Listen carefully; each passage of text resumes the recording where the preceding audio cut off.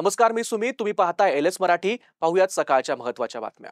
दिल्लीतील Saint Columbus शाळेच्या प्राचार्य आणि शिक्षकांच्या जाचाला कंटाळून 10वीत शिकत असलेल्या मराठी विद्यार्थ्यानं मंगळवारी मेट्रो स्टेशनच्या प्लॅटफॉर्मवरून खाली रस्त्यावरून उडी मारून आत्महत्या केली. शौर्य प्रदीप पाटील असं पीडित विद्यार्थ्याचं नाव असून तो नवी दिल्लीतील राजीवनगर भागात राहत होता. शौर्य हा मूळचा सांगली जिल्ह्यातील खानापूर तालुक्यातील ढवळेश्वरचा रहिवासी आहे. महिला राखीव असल्यामुळेच मला मुक्ताईनगर नगराध्यक्षपदासाठी उमेदवारी दाखल करण्याची संधी मिळाली आणि लोकांना नगराध्यक्ष म्हणून मीच हवी आहे असं लोकांनी ठरवलं आहे. आमदार चंद्रकांत पाटील यांच्या घरातूनच उमेदवार पाहिजे होता, म्हणून मी शेवटच्या क्षणी नगराध्यक्षपदासाठी उमेदवारी अर्ज दाखल केला. मी शिंदे गटाकडून नगराध्यक्षपदासाठी अधिकृत उमेदवार असल्याचं संजना पाटील यांनी सांगितलं. माजलगाव इथल्या नगरपरिषद निवडणुकीमध्ये राष्ट्रवादी काँग्रेस शरद पवार गटाकडून नगराध्यक्षपदासाठी सहाल चाऊस यांच्या सुनेला तिकीट देण्यात आलं असून सहाल चाऊस आणि त्यांच्या लहान्या भावाला नगरसेवक पदाची उमेदवारी दिली आहे. एकाच घरातील 3 उमेदवारांना तिकीट दिल्यामुळे या पक्षातील कार्यकर्त्यांमध्ये नाराजी पसरली आहे, तर मतदारांमधून देखील आश्चर्य व्यक्त होत आहे. रायगड जिल्ह्यातील 10 नगरपरिषदांच्या निवडणुकांचे बिगुल वाजताच महाड नगर परिषदेच्या रणांगणातही तापमान चांगलंच वाढलंय. महाडमध्ये यंदाची लढत काटेकी टक्कर होणार असल्याची चिन्ह स्पष्ट दिसत आहेत. महाविकास आघाडी आणि महायुती समोरासमोर असताना सत्ताधारी महायुतीतच फूट पडल्यानं समीकरण ढवळून निघालं आहे. राष्ट्रवादी काँग्रेस आणि भाजप एकत्र आल्यानं शिवसेना शिंदे गटानं एकला चरोरेचा नारा दिलाय. रायगड जिल्ह्यात 10 नगर परिषदेचा बिगुल वाजलेला असताना महाड नगर परिषदेवरती देखील मोठ्या प्रमाणात बिगुल वाजलेला आहे. महाड शहराचा जर आपण विचार केला तर महाविकास आघाडी आणि महायुतीमध्ये रंगतदार लढत होते. महायुतीमध्ये सध्या फूट पडल्यानं राष्ट्रवादी आणि भाजपा एकत्र आलेत आणि शिवसेना शिंदे गट आता एकलो चलाचा नारा त्या ठिकाणी दिला पाहायला मिळतोय. आता आपल्यासोबत महाड शहरातील काही जनता आहे. जनतेचा विकास आणि जनतेचा कौल कोणाच्या बाजूने असं आपण थोडक्यात जाणून घेणार आहोत. दादा, काय नाव आपलं आणि आता सध्या नगर परिषदेची निवडणूक आहे. महायुतीमध्ये सध्या फूट पडलेली आहे. एकीकडे राष्ट्रवादी आणि भाजपा एकत्र आल्यानं शिंदे गट आता एकला चलोचा नारा दिलेला आहे. कोण नगरसेवक होऊ शकतो? शिंदे गट. बराचसे विकास कामाचं जर आपण पाहायला गेलं तर रस्ता असेल, पाणी असेल, पाणी टंचाईचा विषय असेल, जलजीवन असेल, अशी कोणकोणती कामं शिंदे गटाकडून केली गेली आहेत? भरपूर अशी ती बोलू शकत नाही एवढी कामं केली. ग्रामीण भागात म्हणा, शहरी भागात म्हणा, हे शिंदे गटच आहे. भाजपा आणि राष्ट्रवादीमध्ये युती झाल्यानंतर आपण म्हणताय की शिंदे गटच पाहिजे, मग राष्ट्रवादी आणि भाजपा का नको आहे? नाही, ते काय आपण सांगू शकत नाही. ते कसं ते शिंदे साहेब निर्णय घेऊ शकतात. पण आता सध्या महाडमध्ये शिंदे गट अलग लढतो एकत्र आणि बाकीचं 5 पक्ष वेगळे आहेत. आम्ही शिंदे गट. महाड शहरामध्ये आणखी काही जनता आपल्या सोबत आहे. आपण जाणून घेणार आहोत नक्की या महाड नगर परिषदेवरती कोणाचा झेंडा फडकणार आणि विकास कामाच्या मुद्द्यावर आपण जाणून घेणार आहोत. दादा, प्रथम तुमचं लोकशाही मराठीमध्ये तुमचं स्वागत आहे. नगर परिषदेची निवडणूक लागलेली आहे. निवडणुकीवरती आता महायुतीमध्ये जर पाहायला गेलात तर शिंदे गट एकला चलोचा नारा दिलाय आणि भाजपा आणि राष्ट्रवादी काँग्रेस हे एकत्र आल्यानं काय वाटतं आपल्याला, कोणाचा झेंडा फडकेल? साधारणतः बघितलं तर भरत शेठचं तुल्यबळ पॉवर जास्त प्रमाणात वाटतंय आणि बहुतेक शिंदे गटाचाच विजय होऊ शकतो. आपण जर पाहायला गेलं तर शिंदे गटाच्या माध्यमातून विकास कामाचा दर्जा मोठ्या प्रमाणात झालेला असं सांगितलं जात आहे. मात्र महाविकास आघाडीमध्ये जे आहेत त्यांनी काय विकास केलेला आहे, काय वाटतं या संदर्भात? त्यांनी विकास केलेला काही दिसत तर नाही आहे, कारण प्रॅक्टिकल वर्क आता या दरम्यानमध्ये हे जे शासनाने अंडर काम होतं त्यांनी बऱ्यापैकी फास्ट वर्क केलेलं आहे. 2017मध्ये स्नेहल जगताप नगराध्यक्ष म्हणून निवडून आल्या होत्या. ज्यावेळी महापूर आला आणि ज्यावेळी 2021ला महापूर आला त्यावेळी स्नेहल जगताप धावून आल्या होत्या. काय वाटतंय, राष्ट्रवादीच्या माध्यमातून जरी नगराध्यक्ष लागेल? कारण तसं काय सांगू शकत नाही, पण जास्तीत जास्त कल तर शिंदे गटाकडे आहे. महाडमध्ये सध्या नगर परिषदेची रंगत ही दमदार होताना पाहायला मिळते. महायुतीमध्ये सध्या फूट पडल्यानं राष्ट्रवादी आणि भाजपा एकत्र आल्यानं आता शिंदे गट एकला चलोचा नारा दिलाय. काही ग्रामस्थ आपल्यासोबत आहेत, जाणून घेणार आहोत. दादा, प्रथम तुमचं लोकशाही मराठीमध्ये स्वागत आहे. नगर परिषद निवडणूक लागले. महायुतीमध्ये आता दमदार परिस्थिती आपल्याला पाहायला मिळते. शिंदे गट आहे हा एकलो चलाचा नारा दिला. काय वाटतं तुम्हाला, कोण नगराध्यक्ष बनू शकेल?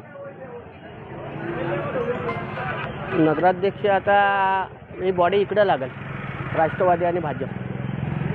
शिंदे गटामध्ये देखील आपण पाहिलेलं शहरामध्ये अनेक विकास कामं झालेत, केलेत कामं. मग आपल्याला शिंदे गट का नको आहे, राष्ट्रवादीच का पाहिजे? काही जरा नौके आलेत ना, आम्हाला जुन्यांना डावललं आहे ना. आपण पाहायला गेलं तर विकास कामाच्या मुद्द्यावर जर बोललो तर विकास कामं महाडमध्ये शिंदे गटाच्या माध्यमातून झालं असं शिंदे गटाकडून सांगले जाते. मात्र भाजपा आणि राष्ट्रवादीकडून विकास कामं झाली नाही असे चर्चेत आहे. ते चर्चा होऊ दे, चर्चा नाही. कसं आहे, आम्ही आज जुने माणसं आहोत, आम्हाला जरा विश्वासात घेतलेले नाहीत जुन्या माणसांना. कारण का भरतशेठ मित्रमंडळाचा मी अध्यक्ष होतो पहिला. म्हणजे आता हे तिकीट वाटप झालं ते नौक्यांना झालं आहे. थोडं बोलवायला पाहिजे होतं ना आम्हाला. ती नाराजगी आहे आमच्यात.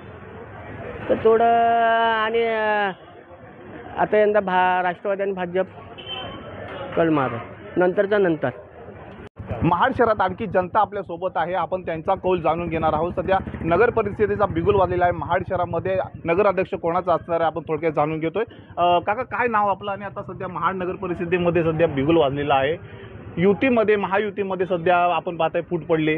राष्ट्रवादीने भाजपा एकत्र आली, शिंदेगड एकला चलोचा नारा दिलाय. काय वाटतंय आपल्याला? तसं काय नक्की सांगता येत नाही काय होईल ते. सध्या आपण जर पाहिलं तर विकास कामं महाडमध्ये रखडलेले आहेत. मग रस्ते असेल, पाणी टंचाई असेल, जलजीवन असेल, या संदर्भात आपल्याला काय वाटतं, कोण नगरसेवक असावा? काम करणारा नगरसेवक असावा असं वाटतंय. एकीकडे आता महाविकास आघाडी देखील लढत आहे. महाविकास आघाडीचं देखील महाड शहरामध्ये काय वर्चस्व आहे, काय वाटतं, त्यांचा देखील उमेदवार त्या ठिकाणी जिंकून येईल? हो, बहुतेक येईल. महाड सुकट गल्ली या ठिकाणी आपण आता आलेलो आहोत. सलूनवाले देखील आपल्या सोबत आहेत, आपण जाणून घेणार आहोत. दादा, सध्या महाविकास आघाडी आणि महायुतीमध्ये लढत होते. जर पाहायला गेलो तर महायुतीमध्ये सध्या अटीतटीचे सामने होत आहेत. राष्ट्रवादी आणि भाजपा एकत्र आले, शिंदेगड एकला चलोचा नारा दिलाय. कोण नगराध्यक्ष होईल? सध्याचं वातावरण सध्या गरम आहे, सांगता येत नाही कुणाची सत्ता होईल.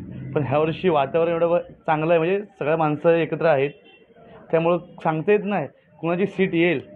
पण ह्यावर्षी जोरात आहे बोलतो सगळं.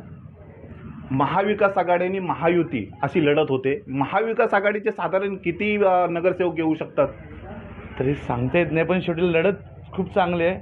माणसं प्रचार पण जोरात चालू सगळ्यांचा.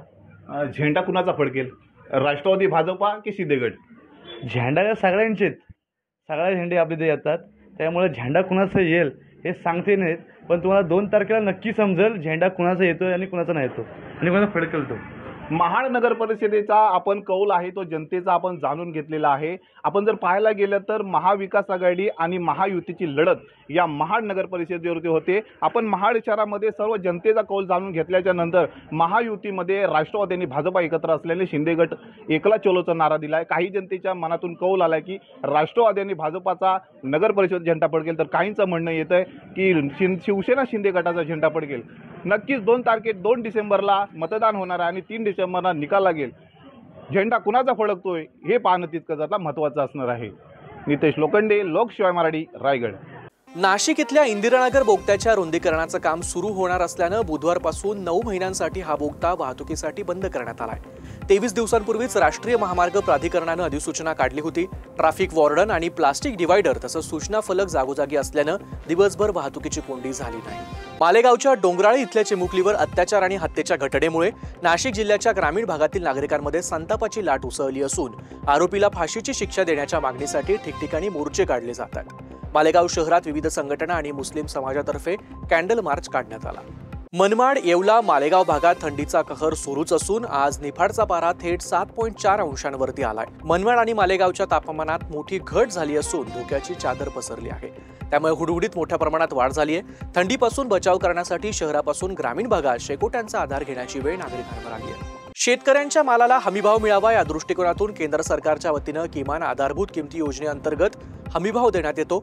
नाफेडच्या माध्यमातून राज्यात सोयाबीन खरेदीला सुरुवात झाली आहे. 15 नोव्हेंबरपासून राज्यात सोयाबीन, मूग आणि उडीद खरेदीला सुरुवात झाली आहे. खरेदी केंद्रावर केंद्र सरकारच्या किमान आधारभूत किमतीअंतर्गत मुगाला 8,768, उडीद पिकाला 7,800 आणि सोयाबीनला 5,328 रुपये हमीभाव देण्यात आला आहे. शिरूर तालुक्यातील निमगाव दोडे परिसरात गेल्या काही दिवसांपासून भीतीचं वातावरण निर्माण करणाऱ्या बिबट्याला अखेर वनविभागाच्या पथकाने पिंजऱ्यात यशस्वीपणे जेरबंद केलंय.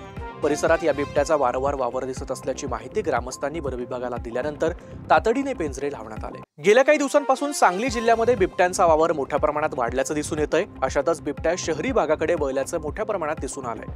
अलीकडेच सांगलीतील मध्यवर्ती ठिकाणी असलेल्या विश्रामबाग या ठिकाणी देखील बिबट्यांचा वावर आढळून आला होता. वनविभाग आणि पोलीस विभागाकडनं याचा शोध घेण्याचं काम सध्या सुरू आहे.